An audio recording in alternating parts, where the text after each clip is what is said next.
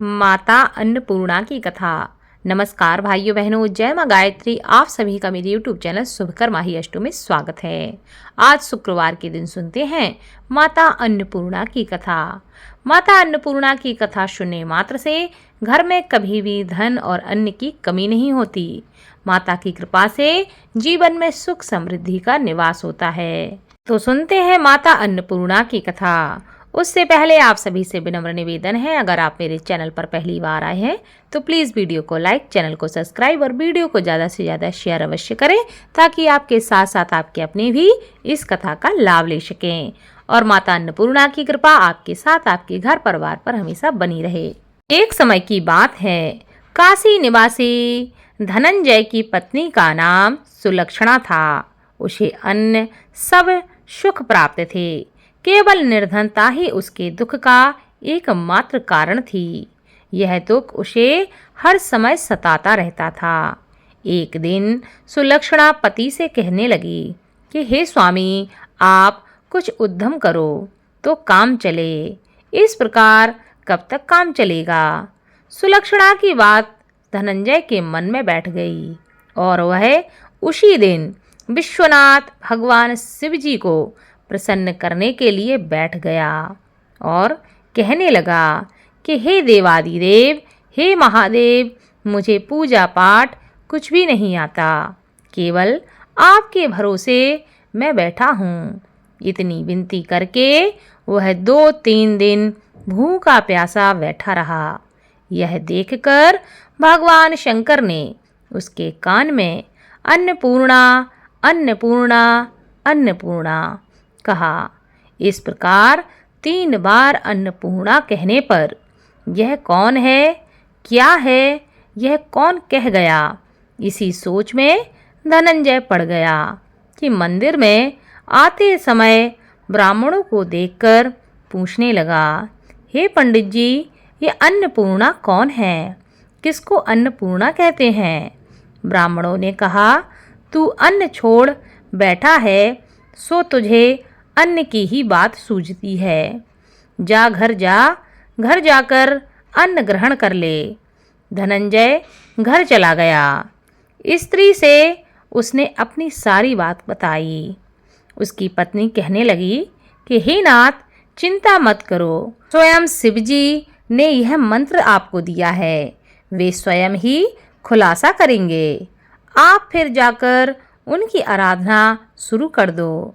धनंजय जिस प्रकार जैसे तैसे वहाँ फिर पहुँचा और पूजा पर फिर बैठ गया। रात्रि में भगवान शिवजी ने आज्ञा दी और कहा कि तू पूर्व दिशा में चला जा।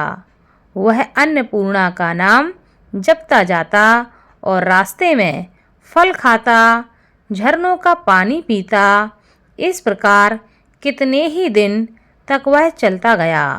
वहाँ उसे चांदी सी चमकती वन की शोभा देखने में आई, सुंदर सरोवर देखने में आया, या उसके किनारे कितनी ही अप्सराएं झुंड बनाए बैठी हुई थीं। एक कथा सुनाती, दूसरी सुनती और सब मिलकर माता अन्नपूर्णा का नाम बार बार लेती। यह अघन मास की उजेला रात्रि थी और आज से ही व्रत आरंभ किया था। जिस शब्द की खोज करने के लिए वह निकला था, वह उसे वहां सुनने को मिला। धनंजय ने उनके पास जाकर पूछा कि हे देवियों, आप यह क्या कर रही हो? उन सब ने कहा कि हम सब माँ अन्नपूर्णा का व्रत कर रहे हैं। धनंजय ने पूछा, व्रत पूजा करने से क्या होता है? यह किसी ने किया भी है? इसे कब किया जाता है? यह व्रत कैसे करते हैं और इसकी विधि क्या है? मुझे भी विस्तार से इसके बारे में बताओ। वे कहने लगी, इस व्रत को सब कोई कर सकता है। 21 दिन तक के लिए 21 गांठें का सूत बना लेना चाहिए। 21 दिन यदि ना बने तो 1 दिन उपवास करना चाहिए। यह भी ना बन सके तो केवल कथा सुनकर ही प्रसाद ग्रहण कर लेना चाहिए। निराहार रहकर कथा सुनना चाहिए।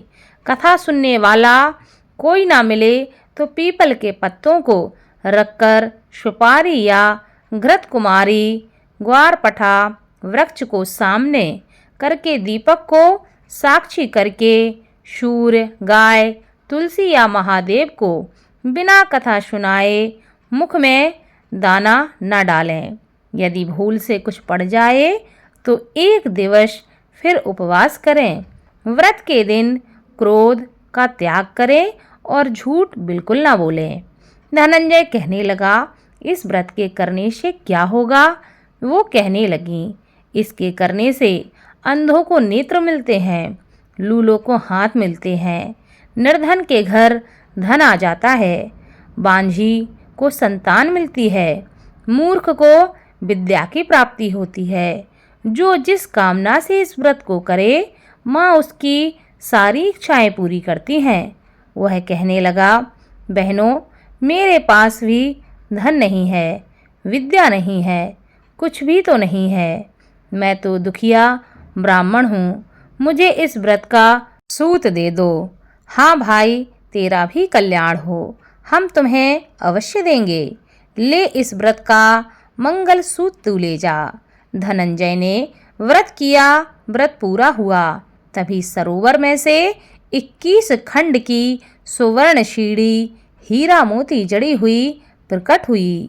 धनंजय जय अन्नपूर्णा, जय अन्नपूर्णा, जय अन्नपूर्णा कहता जाता। इस प्रकार कितनी ही सीढ़ियाँ उतर गया तो क्या देखता है कि करोड़ों सूर्य से प्रकाशमान अन्नपूर्णा का मंदिर है। उसके सामने सुवर्ण सिंहासन पर माता अन्नपूर्णा विराजमान हैं। सामने भिक्षा हेतु शंकर भगवान खड़े हैं। देवांगनाएं चंबर डुलाती हैं। कितनी ही हथियार बांधे पहरा दे रही हैं। धनंजय दौड़कर जगदम्बा के चरणों में गिर गया। देवी उसके मन का कलेश समझ गईं। धनंजय कहने लगा कि हे माता, आप तो अंतर्यामिनी हो, आपको अपनी दशा में क्या बताऊं। माता कहने लगी, तुमने मेरा व्रत किया है, जो संसार तेरा सत्कार करेगा। माता ने धनंजय की जीभा पर बीज मंत्र लिख दिया। अब तो उसके रोम रोम में विद्या प्रकट हो गई। इतने में क्या देखता है कि वह काशी विश्वनाथ के मंदिर में खड़ा हुआ है। माँ का वरदान ले धनंजय घर वापस आ गया। सुलक्षणा से उसने अपनी सारी बात बताई। माताजी की कृपा से उसके घर में संपत्ति दिन दूनी रात चौगनी बढ़ गई। छोटा सा घर बहुत बड़ा, गिना ना जाने वाला इतना धन हो गया। जैसे शहद के छत्ते में मक्खियाँ जमा होती हैं, उसी प्रकार अनेक सगे संबंधी आकर उसकी बड़ाई करने लगे। कहने लगे, इतना धन और इतना बड़ा घर, सुंदर संतान तुम्हें कहाँ से प्राप्त हुई? इस कमाई को कौन भोग करेगा? तुम्हारी पत्नी सुलक्षणा के तो संतान ही नहीं है, इसलिए तुम दूसरा विवाह कर लो। धनंजय को दूसरा विवाह करना पड़ा और सती सुलक्षणा को सौत का दुख उठाना पड़ा। इस प्रकार दिन बीत गए। फिर अगहन मास आया। नए बंधन से बंधे पति से सुलक्षणा ने कहलवाया कि हम व्रत के प्रभाव से सुखी हुए हैं, इस कारण यह व्रत छोड़ना नहीं चाहिए। यह माता जी का प्रताप है जो हम इतने संपन्न और सुखी हैं। सुलक्षणा की बात सुनकर धनंजय उसके यहाँ आया और व्रत में बैठ गया। नई बहू को इस व्रत की खबर ही नहीं थी। वह धनंजय के आने की राह देखती रही।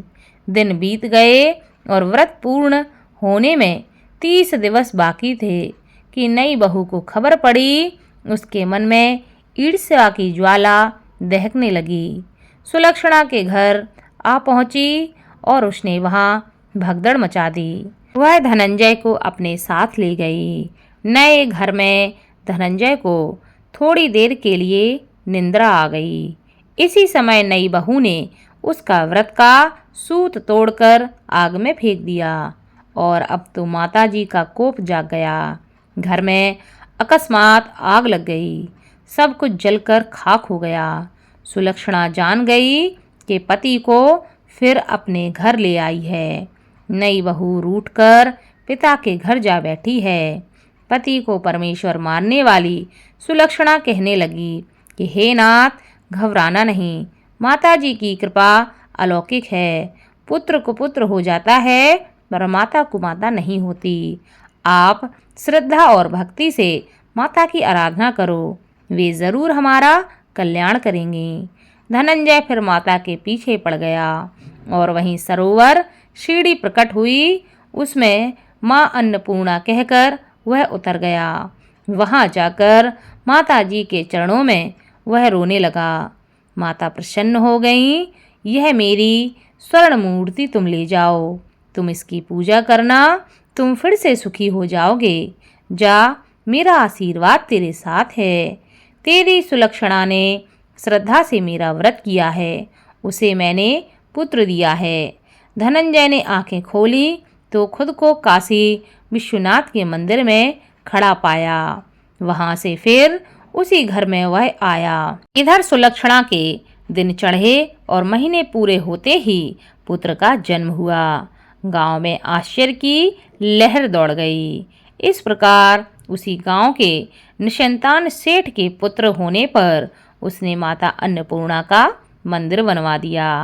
उसमें माताजी धूमधाम से पधारी, यज्ञ किया और धनंजय को मंदिर के आचार्य का पद दे दिया। जीविका के लिए मंदिर की दक्षिणा और रहने के लिए एक बड़ा सुंदर सा भवन दिया। धनंजय स्त्री पुत्र सहित वहां रहने लगा। माता जी की चढ़ावे में भरपूर आमदनी होने लगी। उधर नई बहू के पिता के घर डाका पड़ गया, सब लुट गया। वे भीख मांगकर पेट भरने लगे। सुलक्षणा ने यह सुना तो उन्हें बुलावा भेज दिया, अलग घर में रख लिया और उनके अन्न वस्त्र का प्रबंध कर दिया। धनंजय, सुलक्षणा और उसका पुत्र माता जी की कृपा से आनंद से रहने लगे।